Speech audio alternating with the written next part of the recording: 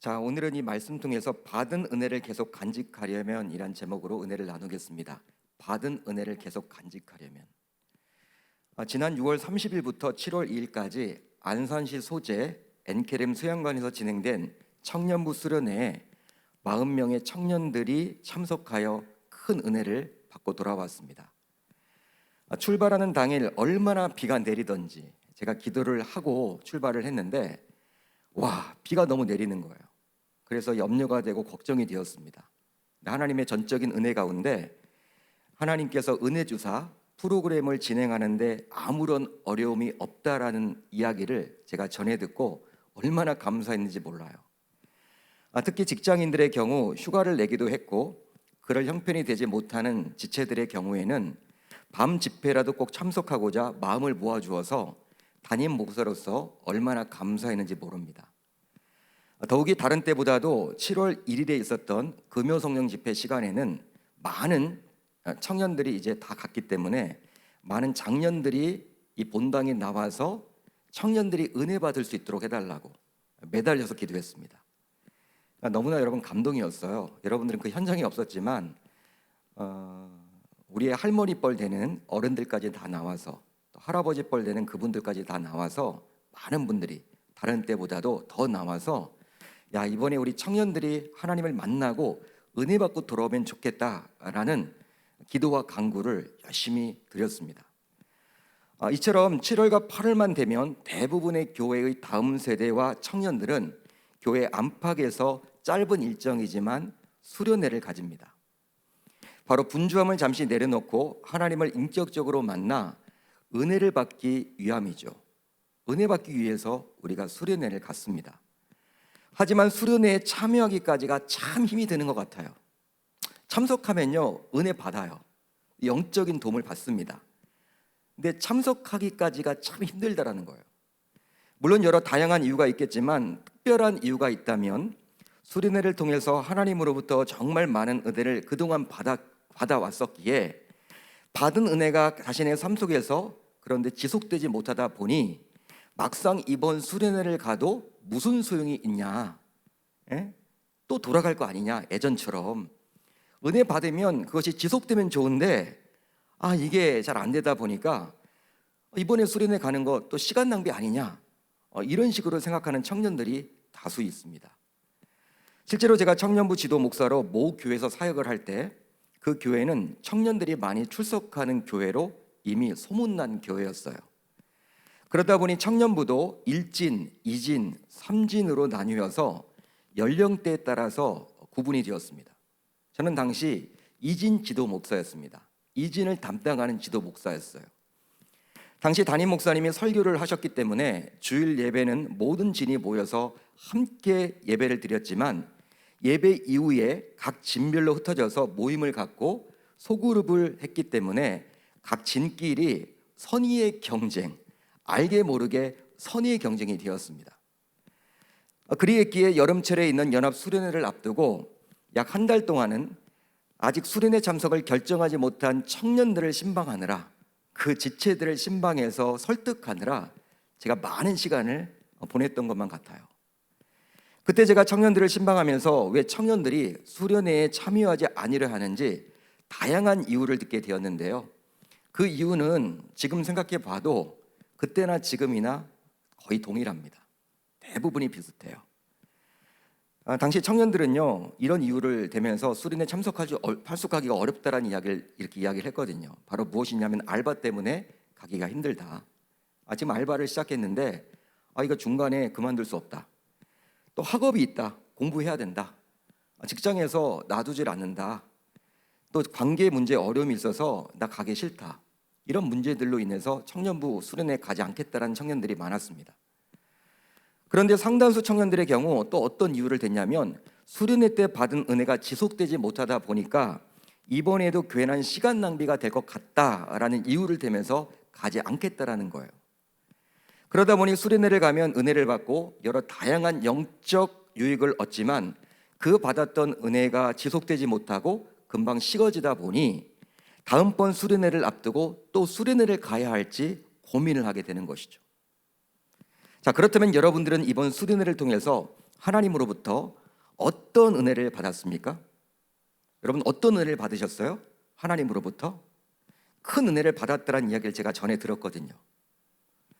아마도 주신 메시지를 통해서, 찬양을 통해서, 또 그동안 코로나로 인해서 긴밀한 교제를 나누지 못했다가 이번에 교제를 하면서 큰 은혜를 받았을 거예요.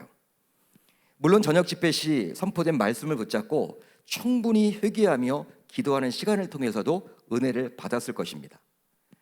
제가 A4 용지를 여러분들에게 한 장씩 나누어 주면서 받은 은혜를 적어내십시오라고 요청을 드리면 아마 여러분들의 숫자 이상으로 그 다양한 받은 은혜를 적어낼 것입니다. 그러면 이제 수련회를 다녀오고 딱 2주가 지났어요. 오늘 제가 날짜를 계산해 보니까 딱 2주가 지났는데 그 받은 은혜를 간직하며 하나님과 약속했던 것들을 지키며 삶을 살아가고 있습니까? 그게 아니면 받은 은혜가 너무나도 컸지만 그냥 이번에도 작심삼일로 끝나버렸습니까? 아마 후자인 경우가 더 많더라는 것이죠. 통계를 잡아보면 아마도 많은 지체들이 후자라고 답을 할지도 모르겠습니다. 자, 그렇다면 왜 우리는 매년 수련회를 가고 단기 선교를 가고 또 매주 예배를 통해서도 많은 은혜를 받으면서도 그 은혜 유통기한이 그다지 오래가지 못하고 심지어 채 3일을 가지 못하는 것일까요? 왜 3일이면 무너지는 것일까요? 그 받았던 말씀대로 은혜대로 삶을 살아내지 못하는 것일까요? 따라서 오늘은 어떻게 하면 받은 은혜의 유통기한을 늘릴지 한번 말씀을 근거해서 살펴보고자 합니다. 나 자신 또한 수없이 많은 수련회, 부흥회, 세미나, 단기 선교를 통해 하나님으로부터 수많은 은혜를 받았었습니다. 저의 삶을 보더라도 많이 받았더라고요. 이미 수없이 많은 은혜를 받아 누리고 있고 지금도 받고 있습니다. 하지만 받은 은혜가 오래가지 못하고 금방 식어짐으로 너무나도 안타까워했던 적이 수없이 많았어요. 실제로 제가 고등학교 2학년 때 참여했던 여름 수련회의 경우 당시는 수련회 하면요 2박 3일이 아니라 3박 4일, 4박 5일이 대부분이었습니다. 아마 제가 지금도 기억해보면 3박 4일이었는데 너무 큰 은혜를 받았어요. 제가 그 수련회를 가서 내 신학을 전공해야 되겠다. 내가 할머님이 서운했지만 이제 할머님의 서운으로 내가 신학교에 가는 것이 아니라 이제 내가 결단하고 하나님이 나를 만나주셨기 때문에 나를 불러주셨기 때문에 내가 신학을 전공해야 하겠다. 여러분 그 수련회를 통해서 제가 은혜를 받고 결정을 내렸습니다. 그러니까 대단한 여러분 수련회죠. 저에게 기억에 남는 수련회일 거예요. 그런데 3박 4일의 수련회를 마치고 집으로 돌아왔을 때 여러분 얼마나 감동이 컸겠습니까? 그러다 보니까 밥을 먹지 않아도 그냥 배불러요. 마치 여러분 구름에 붕 올라가 있는 느낌. 너무 좋은 거예요. 그동안 막 불평불만했던 것들이 동생들과 싸웠던 그런 것들이 다 사그라지면서 그냥 무조건 감사한 거예요. 예? 엄마가 여러분들 그 당시 엄마가 뭐 이것저것 뭐 주지 않아도 감사하고 동생들이 여러분 막 저를 긁어도 감사하고 3박 4일의 수련회를 마치고 돌아왔더니 너무나 감사투성이에요. 하늘에 붕 떠 있는 느낌, 구름 탄 느낌, 먹지 않아도 배부른 느낌. 여러분 은혜의 그러한 결과죠. 그런데 일주일 정도가 지나자 예전 습관대로 다시금 돌아가 있더라고요. 어느 순간 저 자신이 그렇게 변해 있더라고요. 와, 내가 신학을 하겠다라고 이렇게 은혜 받았던 그 수련회였는데 채 일주일을 가지 못하다라는 것이죠. 그때 저는 개인적으로 얼마나 부끄러운지 모릅니다. 나는 분명히 다를 거야 라고 착각했던 저희 영적 교만이 철저하게 깨졌기 때문이죠. 그러면서 그때부터 왜 받은 은혜를 우리는 쉽게 잊어버리는 것일까? 왜 식어버리는 것일까? 우리가 그렇게 은혜를 받았는데 그 은혜가 지속되지 못하는 것일까? 고민을 하게 되었습니다. 자, 이제 오늘 말씀을 보게 되면요, 신자인 우리 모두 너무나도 잘 아는 오병이어의 사건이 나옵니다. 즉 한 아이의 보리떡 5개와 물고기 2마리로 남자 장정만 5,000명을 배불리 먹였고 무려 12광줄이나 남겼던 기적이 오늘 본문에 기록되어 있죠. 당시 이 기적이 얼마나 강렬했는지 사복음서의 저자였던 마가, 마태, 마가, 누가, 요한 모두 기록을 해주고 있습니다. 여러분 말이 쉽지 한 어린 나이의 도시락에 불과한 것을 가지고 남자 장정만 5천 명, 따라서 여성과 아이와 그리고 노인까지 포함하면 아무리 못해도 2만 명이 넘는 사람들을 배불리 먹인 사건이기에 이 오병이어의 이적은 우리의 상상을 초월하는 이적이라고 말할 수 있는 거예요. 보통의 사건이 아니죠.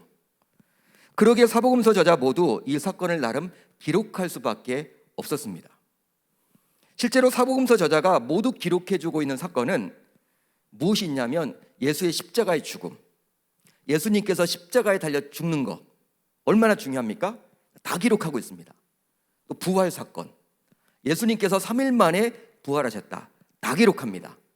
유일하게 오병이의 기적이 다 기록해주고 있다는 거예요. 심지어 예수가 무리를 건넌 이적과 예수님께서 죽은 자를 살린 이적도 모두 다 기록해 있지는 않습니다. 사복음서 저자 가운데 기록해주고 있는 복음서가 있고 기록하고 있지 않은 복음서가 있더라는 거예요. 예수님이 무리를 건너고 죽은 자를 살린 그 이적조차도. 그런데 오병이의 기적이 모두 기록이 되어 있다는 것이죠. 따라서 오병이의 사건은 이적 가운데서도 큰 이적이라고 감히 말할 수 있는 것이죠. 더욱이 사도 요한은 오늘 말씀을 보게 되면 여러 이적 가운데 이 이적을 7가지의 표적 가운데 하나로 여기며 이 표적을 행한 그리스도가 과연 누구인지 저와 여러분들에게 소개를 해주고 있다는 것입니다. 우리가 여러분 요한복음을 보게 되면 예수님께서 물을 가지고 포도주를 만들어 주셨죠? 이것이 바로 첫 번째 이적이에요. 그런데 이 오병이어의 이적도 표적입니다. 표적. 사도 요한은 여러 가지 수없이 많은 이적 가운데 7가지를 뽑아가지고 표적이라고 말을 하며 그 표적을 일으켜 주신 예수님이 과연 누구냐 우리에게 소개를 해주고 있죠. 말씀을 해주고 있죠. 자, 실제로 오늘 보면 14절을 보면 이 표적을 경험하게 된 당시의 사람들의 반응을 엿볼 수 있는데요, 이렇게 나와 있더라고요. 그 사람들이 예수께서 행하신 이 표적을 보고 말하되 이는 참으로 세상에 오실 그 선지자라 하더라. 당시 이 오병의 기적을 자신의 눈으로 직접 본 사람들은 어느 누구 할 것 없이 곧장 신명기 18장 18절을 떠올렸습니다. 신명기 18장 18절의 말씀을 떠올렸다라는 거예요. 그곳에 있었던 많은 사람들은. 왜냐하면 그들 모두 유대인들이었기 때문에 율법서인 모세오경의 내용을 충분히 숙지했기 때문에 예수님께서 오병이어의 기적을 일으켰을 때 딱 그들이 떠올린 말씀이 신명기 18장 18절이었습니다. 내가 그들의 형제 중에서 너와 같은 선지자 하나를 그들을 위하여 일으키고 내 말을 그 입에 두리니 내가 그에게 명령하는 것을 그가 무리에게 다 말하리라. 이 말씀은 광야에서 이스라엘 백성들에게 만나를 먹였던 모세에게 하나님께서 친히 해주신 약속의 메시지입니다. 즉 모세와 같은 선지자 하나를 백성들을 위해서 앞으로 일으켜 주시겠다라는 약속의 메시지예요. 따라서 벳세다 광야에서 마치 모세처럼 떡과 물고기를 가지고 수많은 사람들을 먹였던 그 기적을 베푼 예수님을 보면서 당시 무리는 하나님께서 모세에게 하신 이 약속의 메시지를 떠올렸던 것이죠. 아, 그렇구나. 분명히 하나님은 모세에게 모세와 같은 선지자를 보내주시겠다고 했는데, 야, 이가 바로 그인가 보다. 사람들은 그렇게 생각을 했다라는 거예요.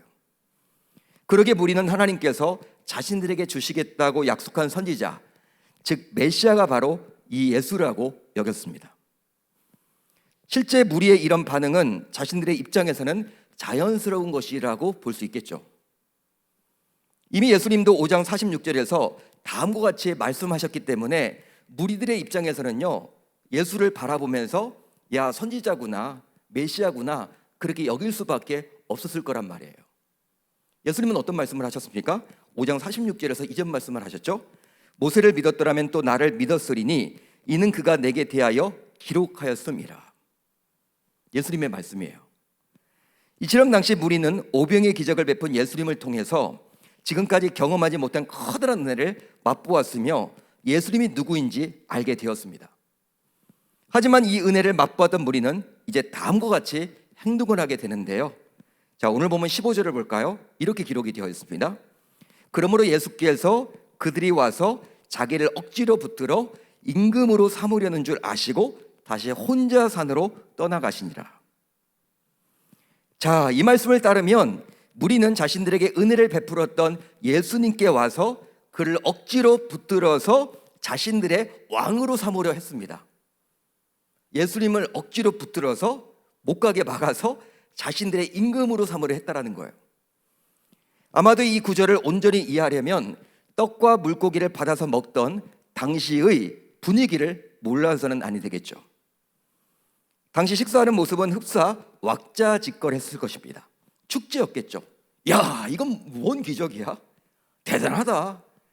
야, 계속 나오네. 어떻게 그 소년의 그 도시락 그거 가지고 남자 장정만 5천 명을 먹여? 배불러. 너무 좋다. 너무 좋아, 너무 좋아. 계속 지속되면 좋겠다. 예수님은 어디 안 가시면 좋겠다. 그러면서 이런 사건이 지속되면 좋겠다라는 사람들의 이신전심이 통했겠죠. 너무 좋으니까. 여러분 신기하잖아요. 먹어도 계속 여러분 없어지지 아니하는 음식, 요술램프처럼 예수님이 계시니까 이런 것들이 일어난 것 아니야? 예수님을 여러분들 옆에 붙들고 싶은 거예요.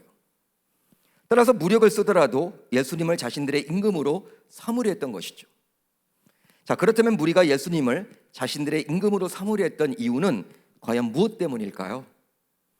바로 예수님께서 친히 자신들의 왕이 되어 로마의 폭정으로 인해 먹고 살아갈 길이 막막하게 된 자신들의 처지를 해결해 주기를 바랐습니다. 한마디로 예수가 자신들의 정치적인 지도자, 경제적인 지도자가 되어주기를 원했던 것이죠. 유대 문헌을 보게 되면요, 당시 로마가요 그렇게 수탈을 많이 갔대요. 수탈. 일본 여러분 강점기 시절에 우리나라에 있던 것들을 다 여러분 일본이 다 그 나라로 수탈해 갔죠. 농사를 지어도 다 가져가 버렸어. 우리나라 여러분 경부선을 왜 깔아줬어요? 우리나라 여러분 그냥 잘 다니라고 깔아준 것이 아니라 수탈하기 위한 목적이야. 수탈하기 위한. 제가 라오스에 가보니까 그때 단기 선교를 갔는데 라오스에 그때 잠깐 이제 우리 갔다 왔더니 프랑스가 식민 지배를 했는데 철도를 깔다가 말았다라는 거예요. 제가 선교사님한테 왜 그렇게 철도를 깔다가 말았습니까? 철도가 없는 거예요. 그 나라가. 그 당시만 하더라도. 왜 그렇습니까? 라고 여쭤봤더니 프랑스에서 철도를 처음에 깔았다가 라오스란 나라가 하도 가난하니까 더 이상 프랑스로 끌고 갈 자원이 없다라는 거예요. 그러니까 여러분 해주지 않은 거예요. 그 나라 여러분 국민들을 잘 먹고 잘 살기 위해서 깔아주는 거 아닙니다. 다 식민 지배를 해서 물건들을 수탈하기 위한 목적이죠. 로마도 마찬가지였어요. 로마 지배를 하게 되면요 유익도 있겠지만 여러분 많은 수탈을 당해야만 했어요. 그러니까 먹고 살기가 여러분 힘들어지죠. 여러분 경기가 어려워지면요 서민들이 굉장히 힘들거든요. 부유한 분들은요 뭐 별 상관이 없어요. 코로나 상황 속에서도 여러분 부유층들은 더 재정이 늘었다고 그러잖아요. 저 재산이 늘었대요. 그런데 서민들이 살기가 힘든 거죠. 로마가 여러분 식민 지배를 하다 보니까 먹고 살기 할 길이 막막해졌는데 예수님을 통해서 그 문제를 해결한 받기를 바랬다라는 것이죠. 여러분 현재나 당시나 마찬가지예요. 인류 역사를 보더라도 사람에게 있어서 먹고 살아가는 것은 가장 중요한 이슈임에 틀림이 없습니다. 그러다 보니 사람은 대대로 그것에 관심을 가질 수밖에 없죠. 그래서일까요? 신자를 포함하여 사람은 누구나 어떻게 하면 보다 풍족하게 되어 먹고 살아가는 문제를 해결할 수 있을지 고민을 합니다. 아마 청년의 때인 여러분들도 마찬가지일 거예요. 어떤 꿈을 가지기보다는 야, 내가 어떻게 하면 좀 재정을 많이 벌까? 돈을 많이 벌까? 집을 어떻게 살까? 어떻게 하면 여러분 내가 직장에 좋은 직장에 들어가서 연봉이 여러분 높아가지고 어떻게 풍족하게 이 먹고 살아가는 문제를 해결할까? 여러분 그런 고민을 다 하겠죠. 그리했기에 당시 무리는 예수님만 옆에 계시면 앞으로 먹고 살아갈 것은 해결받을 수 있다라고 확신했던 것입니다. 실제 자신의 눈으로 봤기 때문에. 따라서 당시 예수님을 통해서 큰 은혜를 체험하게 된 무리는 그 은혜로 주어진 오직 결과만이 계속되기를 원했다고 볼 수 있는 거예요. 은혜로 인해서 주어진 그 결과만이 지속되기를 원했다라는 것이죠. 그리했기에 강제로라도 예수님을 끌어다가 자신의 임금으로 세워 그 왕을 통해서 매일의 삶 속에서 오병의 기적이 나타나기를 기대했던 것입니다. 한마디로 무리는 받은 은혜의 결과로 세상에서도 부유하고 성공한 인생으로 살고자 했던 거예요. 그러기에 은혜를 주신 공급자에게는 전혀 관심이 없고 오히려 그 은혜의 결과만을 원했던 것이죠.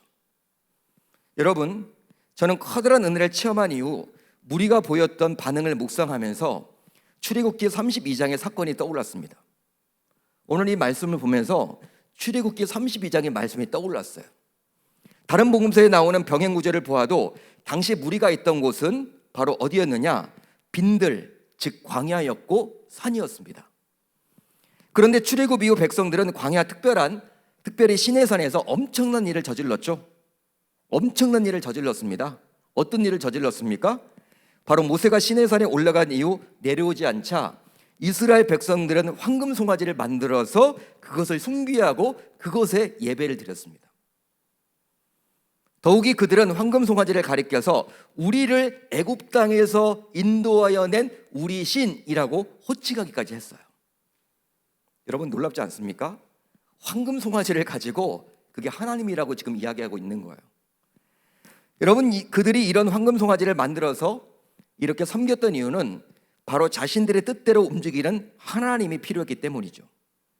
그러니까 자신들의 생각대로 움직이는 하나님이 그들에게 필요했기 때문에 그렇게 우상을 만들어서 섬겼던 거예요. 마찬가지로 이런 백성들의 모습이 바로 오늘 본문에서 볼 수 있는 예수를 억지로 왕으로 삼으려 했던 무리와 같다라고 볼 수 있는 것이죠.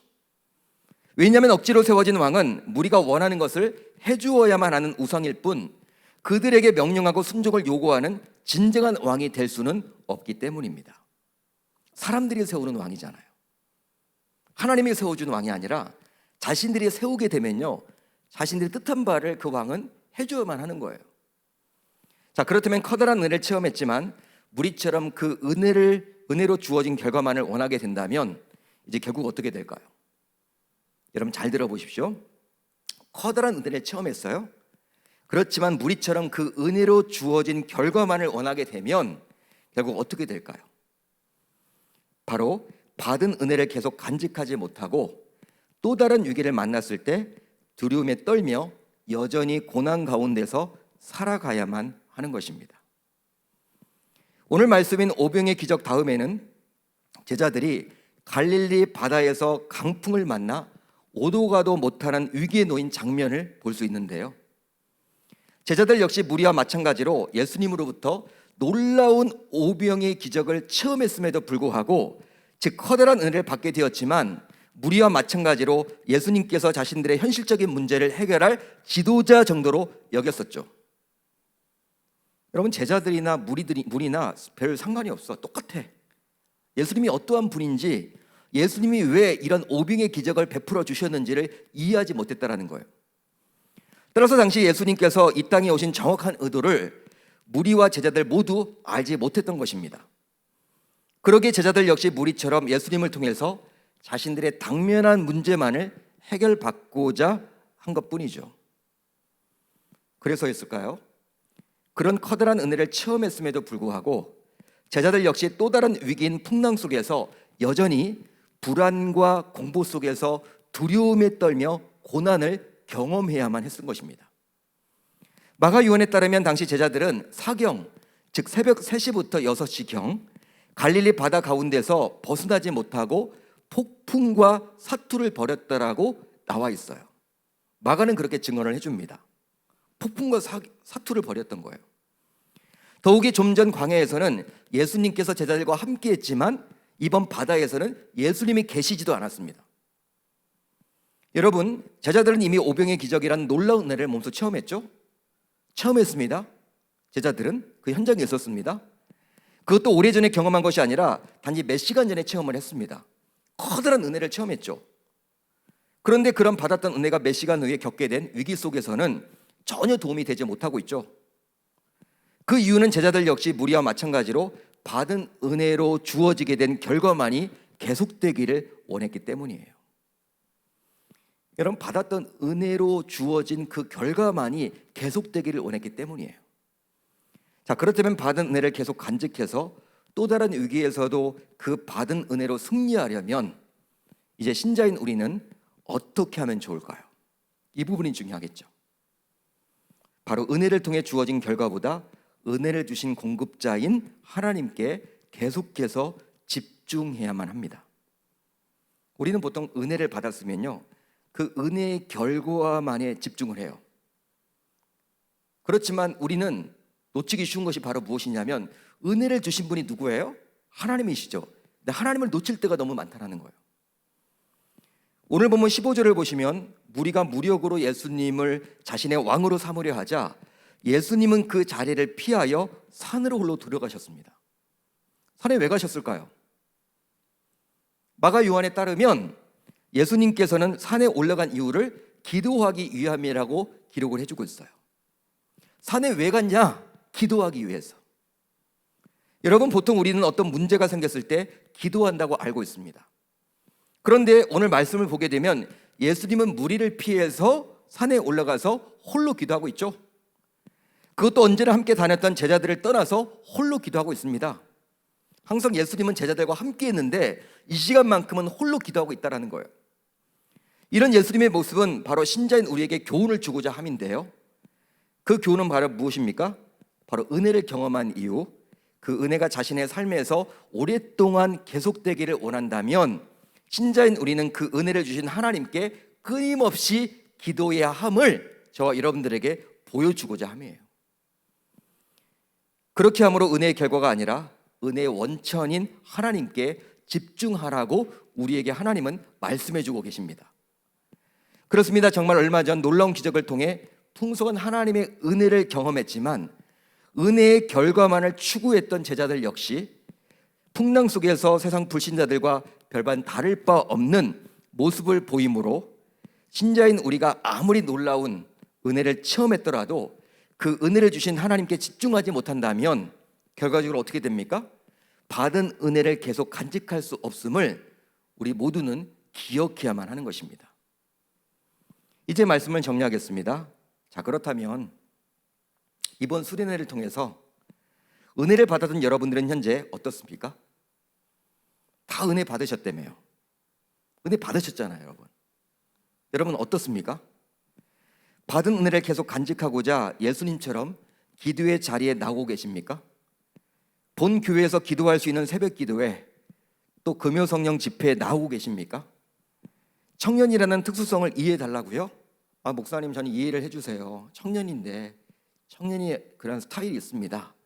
이해해 주세요 라고 말씀하고 싶으세요? 하나님은 청년이라고 해서 다른 방법을 말하고 있지 않습니다. 수련회를 통해서 은혜를 받았다고 하면서도 여전히 수련회 가기 전과 별반 다를 바가 없이 기도의 시간을 확보하고 있지 못하다면 이번에도 역시 받았던 그 은혜가 그다지 오래 가지 않을 거예요. 역시 애년이나 다를 바가 없을 것입니다. 이미 누가 시키지도 않았는데도 여러분, 우리 청년들 가운데 결단하며 나오시는 분들이 있어요. 누가 시키지도 않았어. 본인이 여러분들 결단을 했나 봐. 그래서 새벽 기도회에 본인이 요일을 정해서 일주일에 하루 나오는 청년도 있습니다. 또 금요 성령 집회 때마다 나오는 청년도 보여요. 너무나 여러분 기대가 되는 청년들이죠. 탈무드를 보면 이런 말이 나옵니다. 부모라면 소중한 자녀에게 고기를 잡아주기보다 자녀에게 고기 잡는 방법을 가르쳐 주라 라고 나와 있어요. 그러니까 고기를 잡아서 주지 말고 고기 잡는 방법을 가르쳐 주라. 여러분, 이 말을 적용해 보면요, 바로 이것이 유대인들의 자녀 교육법이라고 하는데 이것을 오늘 말씀과 매치시켜 보면 바로 은혜로 주어진 결과가 아니라 그 은혜를 공급한 원천인 하나님께 집중하라, 그 말과도 같다라는 것입니다. 따라서 우리 공동체에 속한 지체들 모두 수련회 때 받은 은혜가 지속되기를 원한다면, 계속되기를 원한다면, 그 유통기한을 늘리기를 기대한다면 예수님께서 친히 본을 보이신 것처럼 은혜를 주신 하나님께 집중하여 새벽에 또 금요 성령 집회에, 그것이 정 어렵다면 매일 장소와 시간을 정해서 끊임없이 기도하겠다라고 다짐하고 결단하고 돌아갈 수 있어야 할 줄 우리 주님의 이름으로 축원합니다. 축원합니다. 은혜를 간직하는 방법은요, 은혜의 공급 원천인 하나님께 집중하는 거예요. 우리들은 보통 그 은혜로 주어진 그 결과만에 집중해서, 야, 오병이 기적이 나타나니까 먹고 살아갈 문제, 그것만에 초점을 맞춰서 몰입하다 보면요, 또 여러분들 망가지게 되는 거예요. 제자들도 마찬가지고 무리들도 마찬가지였습니다. 그렇지만 예수님이 친히 기도하는 그 장면을 우리에게 보여주심으로 이제 우리들로 하여금 이제 은혜를 받았다는 것에 멈추지 마시고 그 은혜가 지속되기를 원한다면 예수님처럼 기도하라고 우리에게 이야기를 해주고 있는 것이죠. 여러분, 시간을 정하세요. 장소를 정하세요. 교회까지 나오지 못한다면 여러분들이 그 시간을 반드시 확보할 수 있어야만 합니다. 기왕이면 새벽에 나오시고 하루라도 좋아요. 금요성령 집회에 나오셔서 같이 기도함으로 말미암아 여러분들이 이번 수련회 받았던 그 은혜가 정말 3개월, 6개월, 1년 아니 그 이상으로 갈 수 있기를 우리 주님의 이름으로 축원합니다. 축원합니다.